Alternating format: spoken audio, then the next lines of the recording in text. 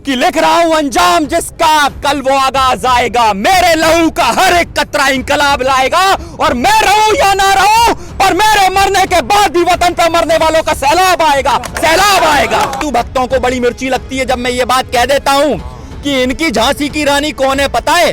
कंगना राणावत। जब ये सेना में जाता है तो क्या कहता है? मैं सैनिक बनना चाहता था। जब ये ढपली बजाता है तो कहता है मैं ढपली वाला बनना चाहता था। अबे नालायक, हम तो उसी दिन समझ गए थे तू कहीं हिंजड़ों की सभा में तो नहीं चला गया जब ऐसे ऐसे करता था। भारत रत्न भी उन्हें देते हैं जो तिरंगे का अपमान करते हैं। आप बताइए, तिरंगे का अपमान नानाजी देशमुख ने किया था 1948 में, उनको इनने भारत रत्न दिया। और वीर किसे कहते हैं? सावरकर को। क्या वीर भगत सिंह नहीं थे? उसके हाथ में नेट सेवाएं चली गई, उसने आज नेट बंद कर दिए, तो कल को वो आपको अनाज देना भी बंद कर देगा। फिर खड़ा होता है, कहता है आपको 20 लाख दिए। फिर कहता है अच्छा चलो कितने दे दूं? 80 लाख दिए। फिर कहता है नहीं पूरे 100 लाख दिए। यार तेरा बाप लेके आया था, तेरी माँ लेके आई थी ये पैसे।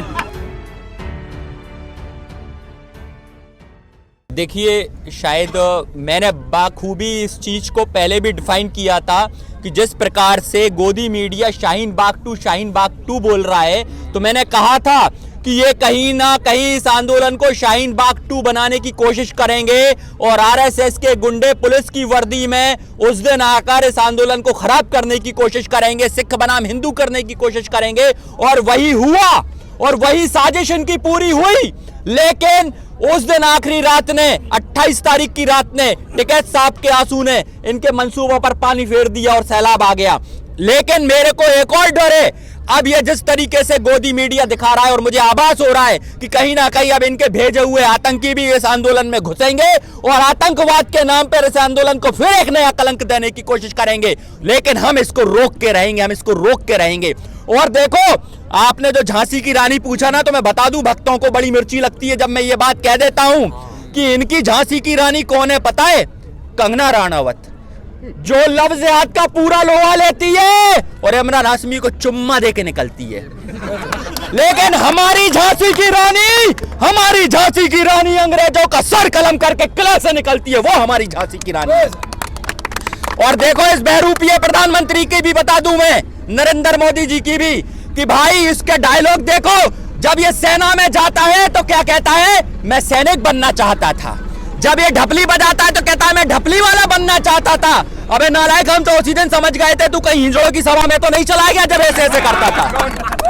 अच्छा, पहले नरेंद्र मोदी बहुत बोलते थे, मन की बात बताते थे, अब जैसे जैसे प्रोटेस्ट आगे बढ़ रहा है वो शांत दिख रहे हैं, उसको लेके क्या कहना चाहेंगे आप? उनकी बीवी ने उनके कान पकड़कर टाइट कर दिए हैं अब की बार। कहला बहुत हो गई मन की बात, अब जन की बात कर ले जाके तू थोड़ी बहुत, इसलिए वो थोड़ा शांत पड़ा है। और आप लोगों को एक और चीज क्या कहते हैं कहना चाह रहा हूं इस आंदोलन के माध्यम से, कि जिस प्रकार से सोशल मीडिया को कसा जा रहा है ये बहुत गलत है। लोकतंत्र में इस तरीके की हरकतें जायज नहीं है, और मोदी को ये समझना होगा, जानना होगा कि ये जनता की आवाज जो उठ रही है इसको सुन लिया जाए, अन्यथा अंजाम बुरा होगा। क्योंकि कहीं कोई भड़क गया तो गोरिल्ला वॉर भी शुरू हो सकता है। और गोरिल्ला वॉर की किस पुस्तकें आरएसएस वालों ने नहीं पढ़ी आज तक, हमने पढ़ी हैं, क्रांतिकारियों ने पढ़ी हैं। भाई मुझे तो ये पूछना है इन लोगों से, ये भारत रत्न भी उन्हें देते हैं जो तिरंगे का अपमान करते हैं। आप बताइए, तिरंगे का अपमान नानाजी देशमुख ने किया था 1948 में, उनको इनने भारत रत्न दिया। और वीर किसे कहते हैं? सावरकर को। क्या वीर भगत सिंह नहीं थे? क्या शहीद चंद्रशेखर आजाद वीर नहीं थे? क्या उधम सिंह वीर नहीं थे?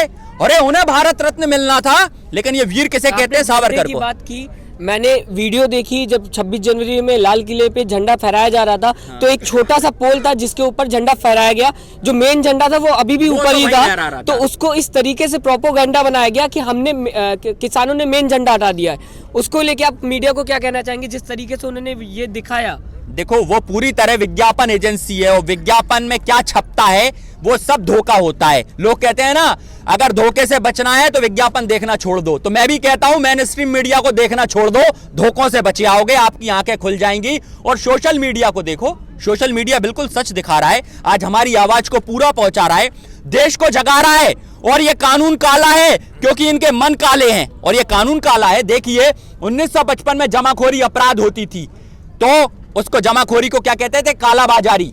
अब काला बाजारी जब आप लाओगे तो काला कानूनी कहलाएगी ना, ये काला बाजारी को खुला ऑफर दे रहे हैं, जमाखोरी को खुला ऑफर दे रहे हैं। मतलब किसान के अनाज को भी अब ये कॉर्पोरेट जगत अपने गोडाउनों में लॉक करने वाला है। यार जिसके हाथ में नेट सेवाएं चली गई, उसने आज नेट बंद कर दिए, तो कल को वो आपको अनाज देना भी बंद कर देगा।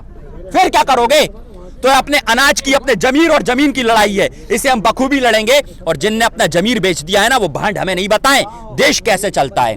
ये भांड है जो एक्टर एक्ट्रेस बैठे हैं, ये उस राजा के भांड हुआ करते थे पहले, जिस राजा की आंखों पे पट्टी बांध दी जाती थी। उस राजा को यह भी नहीं पता पड़ता था कि प्रजा नाखुश है। ये इस तरीके की भांड है जो लगातार एक्टिंग कर रही है राजा के सामने, और राजा समझ नहीं रहा है, राजा खुश है। राजा खड़ा होता है और बिहार में जाता है, कहता है बहनों भाइयों आपको 10 लाख का प्रोजेक्ट 10 लाख दिए। फिर खड़ा होता है, कहता है आपको 20 लाख दिए। फिर कहता है अच्छा चलो कितने दे दूं? 80 लाख दिए। फिर कहता है नहीं पूरे 100 लाख दिए। यार तेरा बाप लेके आया था, तेरी माँ लेके आई थी ये पैसे। और पता है वहां पर बैठी जो जनता होती है ना, जो भाड़े से लाई जाती है, वो क्या चिल्लाती है? अबे नालायक, हमें 500 कह के लाया था, 200 तो दे दे। ये नीलामियों जैसा काम करता है, देश को, पूरे देश को बेच के रख दिया। आज सिर्फ खेती बची है जिसने जीडीपी ग्रोथ रखी थी, ये आज उस खेती को भी बेचना चाहता है। और ये अमेरिका, इसलिए उसे WTO के द्वारा काफी पैसा मिलता है, इसलिए अमेरिका समर्थन कर रहा है। और वर्ल्ड बैंक को अपना कर्जा लेना, इसलिए वो दबाव बना रही है, जिसने बीजेपी वालों ने अपने कार्यालय देखिए कितने 5 स्टार होटल जैसे बनाए हैं। क्या सेवा भावी लोगों के ऐसे कार्यालय होते हैं? और आप उनके कार्यालय में नहीं जा सकते। बताओ यार, मोदी जी क्या संदेश देना चाहते हैं पूरे देश को? पूरे देश को क्या संदेश देना चाहते हैं? लोग कहते हैं त्याग करते हैं, आपने अपनी पत्नी छोड़ दी, तो ये बताना चाहिए पत्नी छोड़ने वाले सब प्रधानमंत्री बन जाते हैं। वो तो गोडसे को अपना आदर्श मानते ना, उनकी फोटो लगा रखी है। वो हिंसावादी व्यक्ति को जिसने अहिंसा का कत्ल किया।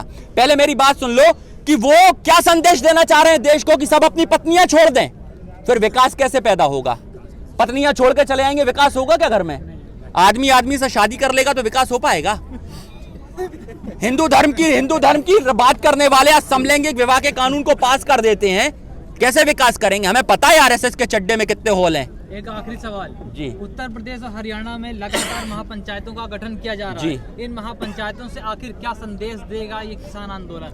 एकजुटता का, यूनिटी का, धर्म जात और मजहब पे धर्म जात मजहब के नाम पे बांटने वालों पे को कुछ करारा जवाब मिल रहा है कि हम एक हैं, हम नेक हैं, और तुम बेईमान हो और हम किसान हैं। ये जवाब मिलेगा इन्हें।